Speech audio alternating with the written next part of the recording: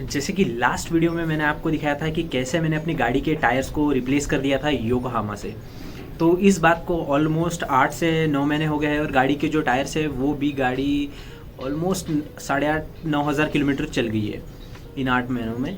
तो मैंने सोचा था कि अभी टायर रोटेशन का टाइम भी आ गया है, तो क्यों ना इसी टॉपिक पे एक वीडियो बनाया जाए। तो चलिए बात करते हैं आज के हमारी इस टॉपिक टायर रोटेशन के बारे में। नमस्कार दोस्तों, स्वागत है आपका नवीन कारोबार में। मेरा नाम है नवीन। मान लो किसी बॉलीवुड फिल्म की तरह टायर्स भी अपनी लाइफ का डांस परफॉर्मेंस दे रहे हैं और सभी को अपना एक स्पॉटलाइट मिलने को ना।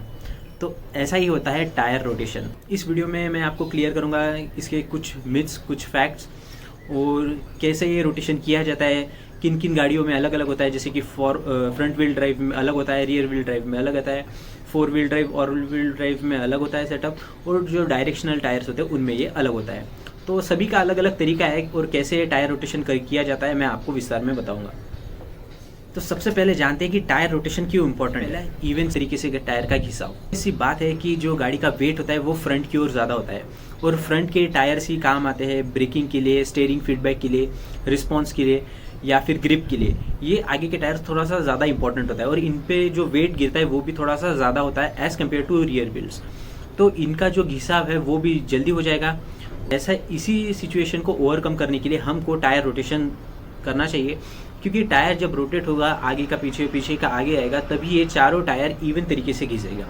नहीं तो क्या होगा कि आगे के जो टायर्स है वो ज़्यादा जल्दी घिस जाएंगे और पीछे के टायर्स नए के नए रह जाएंगे। तो टायर्स का जो घिसा हो वो इवन तरीके से हो, ताकि आपको ब्रेकिंग भी अच्छी मिले, हैंडलिंग भी अच्छी रहे और स्टीयरिंग का जो रिस्पॉन्स है वो भी बेहतरीन मिले।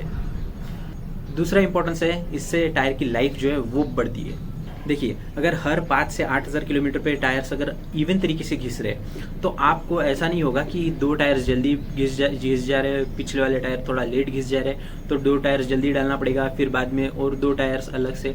ऐसा कुछ करना नहीं पड़ेगा। डालना है तो फिर आपको चारों टायर्स एक ही साथ डालना पड़ेगा, क्योंकि इनका जो घिसाव है वो इवन तरीके से हो रहा है। तो इससे ये जो टायर्स अगर 2 साल चलना तो ये 4 साल, 4.5, 5 साल भी चल सकते हैं। तीसरा तो इसका फायदा ये होगा कि इससे आपको हैंडलिंग और ग्रिप अच्छी मिलेगी। जाहिर सी बात है, अगर सभी टायर्स अगर इवन तरीके से घिस रहे हैं, सभी की ग्रिप्स अच्छी है और ये आगे के टायर ऐसा नहीं हो रहा है कि आगे जल्दी घिस जा रहे, पीछे में लेट घिस रहे, ऐसा अगर नहीं हो रहा है तो इससे आपको ग्रिप अच्छी मिलेगी, कॉन्फिडेंस अच्छा आएगा। चौथा इसका इंपॉर्टेंस होगा वो होगा बेटर फ्यूल इकोनॉमी। ये तो वही बात हो गई कि घास के तिनके में सुई ढूंढने के बराबर।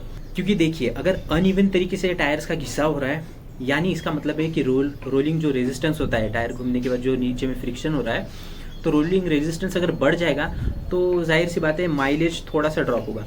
बट ये बहुत ही ज़्यादा मिनिमल है, इसलिए मैंने कहा था पहले ही कि इसको घास के तिनके में सुई ढूंढने के बराबर का ये एग्जाम्पल होगा। तो इतना तो है कि इससे फ्यूल इफिशियंसी बढ़ेगी तो नहीं, बट हाँ स्टेबल हो सकती है थोड़ा सा। अब जानते हैं front wheel drive, rear wheel drive, all wheel drive और डायरेक्शनल टायर्स में इनका रोटेशन का पैटर्न किस तरीके से होना चाहिए। सबसे पहले बात करते हैं फ्रंट व्हील ड्राइव में।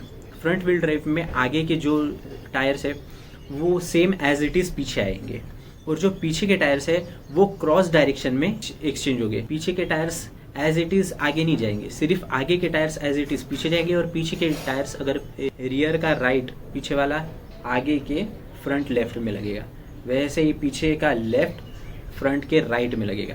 ऐसे ही इसका पैटर्न होगा फ्रंट व्हील ड्राइव के लिए। करते हैं रियर व्हील ड्राइव में। रियर व्हील ड्राइव में पीछे के टायर्स एज इट इज आगे जाएंगे, आगे के टायर्स को क्रॉस करके पीछे लगाना है। तो हम बात करेंगे ऑल व्हील ड्राइव या फिर फोर व्हील ड्राइव के लिए, क्योंकि देखिए इसमें क्या हो रहा है कि चारों व्हील्स को सेम पावर आउटपुट मिल रहा है। तो देखिए इसमें टायर्स का घिसाव इवन होना चाहिए, क्योंकि इनमें क्या होता है कि पावर का जो डिस्ट्रीब्यूशन है वो हर चक्के में जाता है, चारों व्हील्स में जाता है। तो इनका घिसाव इवन तरीके से होना बहुत ही ज़्यादा इंपॉर्टेंट है, बेटर फ्यूल इफिशियंसी तो नहीं, बेटर हैंडलिंग, बेटर ग्रिप के लिए। तो इसमें जो पैटर्न यूज़ होगा वो एक्स पैटर्न यूज़ होगा, यानी आगे के चक्के पीछे में क्रॉस में जाएंगे और वैसे ही पीछे के चक्के आगे क्रॉस में आएंगे, यानी एक्स पैटर्न बनेगा एक। बात करते हैं डायरेक्शनल टायर्स की। देखिए डायरेक्शनल टायर्स में क्या होता है, इनका जो स्वैपिंग डायरेक्शन है वो सेम आएगा, आगे के सेम एज इट इज़ पीछे जाएंगे, पीछे के सेम एज इट इज़ आगे आएंगे। इनको क्रॉस नहीं करना है, इनको अगर क्रॉस कर दोगे आपको तो इसका जो ट्रेड्स का जो पैटर्न है वो उल्टा हो जाएगा। ये मोस्टली वी शेप या एरो शेप डिज़ाइन में आएगा, इनका जो डिज़ाइन पैटर्न होगा और ये हाई स्पीड स्टेबिलिटी और वेट जो ग्रिप है उसमें बहुत ज़्यादा हाइड्रोप्लानिंग के लिए मदद करता है, यानी वाटर का जो चैनल्स है वो एग्जिट करने के लिए बहुत ही ज़्यादा कारीगर होते हैं डायरेक्शनल टायर्स। तो इनको हमेशा हाई एंड परफॉर्मेंस एसयूवी, सीडान्स या फिर स्पोर्ट्स कार्स इन्हीं में लगाया जाता है। इनके जो टायर्स होते हैं उनमें एक डायरेक्शन भी दिखा होता है, एरो से ऐसा मार्क होता है कि ये जब टायर गाड़ियों में लगेंगे तो इस डायरेक्शन में ही घूमना चाहिए, इसको आप उल्टा नहीं लगाना है। चलिए कुछ मिथ्स और फैक्ट्स के बारे में बात करें। सबसे पहला तो है कि टायर्स घिसने के बाद टायर्स रोटेशन करना चाहिए। नहीं, ऐसा बिल्कुल भी नहीं है। टायर्स घिसने के बाद टायर रोटेशन करने का कोई मतलब नहीं आएगा, क्योंकि टायर्स रोटेशन हमको तब करना चाहिए जब आपके टायर्स अच्छे कंडीशन में आपको रखना है, अच्छा उससे परफॉर्मेंस चाहिए आपको, अच्छा उसका ड्यूरेबिलिटी, लॉन्गेटिविटी चाहिए। तो ऐसा अगर कंडीशन आपको चाहिए तो टायर्स घिसने से पहले ही टायर्स रोटेशन आपको करना चाहिए, क्योंकि ये एक प्रिवेंटिव स्टेप है, ना कि रिपेयर स्टेप। दूसरा तो मिथ है कि टायर्स रोटेशन से फ्यूल इफिशियंसी बढ़ती है। मैंने इससे आपको पहले भी बताया था कि इससे फ्यूल इफिशियंसी पे बहुत ही मिनिमल इफेक्ट गिरता है, और आप मान सकते हैं कि कुछ भी नहीं गिरता है, ऐसा भी हो सकता है। तीसरा तो मिथ है कि फ्रंट व्हील ड्राइव कार्स में टायर रोटेशन नहीं करना चाहिए, क्योंकि उनका जो लोड होता है वो फिक्स होता है। ऐसा कुछ भी नहीं है।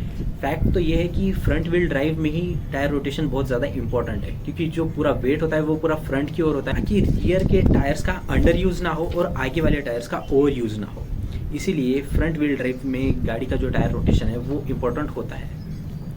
चौथा मिथ ये है कि टायर्स का अगर ब्रांड या मॉडल सेम हो तो उसमें टायर रोटेशन की कोई ज़रूरत नहीं है। देखिए, रोटेशन तभी बेस्ट होगा जब टायर्स का टाइप सिमिलर पैटर्न का हो, रियर फ्रंट स्वैप का फ़ायदा फिर भी मिलेगा। मिथ ये है कि रोटेशन के बाद टायर्स का अलाइनमेंट बैलेंसिंग करना ज़रूरी होता है। इसका एक फ़ायदा ये भी है कि रोटेशन के बाद अगर आपके स्टीयरिंग में फीडबैक आ रहा है, जैसे कि स्टीयरिंग किसी एक साइड पुल कर रहा है या फिर स्टीयरिंग में वाइब्रेशन आ रही है, उस कंडीशन में आपको टायर्स रोटेशन के बाद व्हील अलाइनमेंट और बैलेंसिंग करना ही चाहिए।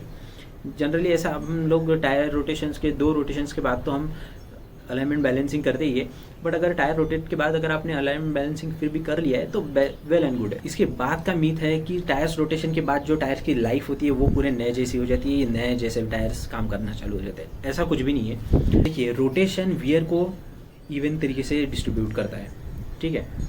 तो इसमें टायर्स की जो एज या फिर रबर की जो इफेक्टिवनेस है उसमें कोई असर नहीं गिरेगा। अगर 4, 5, 6 साल बाद टायर्स अगर ख़राब हो रहे हैं तो उसको आपको रिप्लेस करना ही सबसे बड़ी समझदारी होगी। ये था पूरा टायर रोटेशन के बारे में आज का ये टॉपिक। कोई कुछ भी डाउट हो तो कमेंट सेक्शन आपके लिए खुला है। नॉलेज के लिए आप मेरे चैनल को सब्सक्राइब कर सकते हैं। अगली वीडियो तक के लिए ड्राइव सेफ, स्टे ऑसम। धन्यवाद।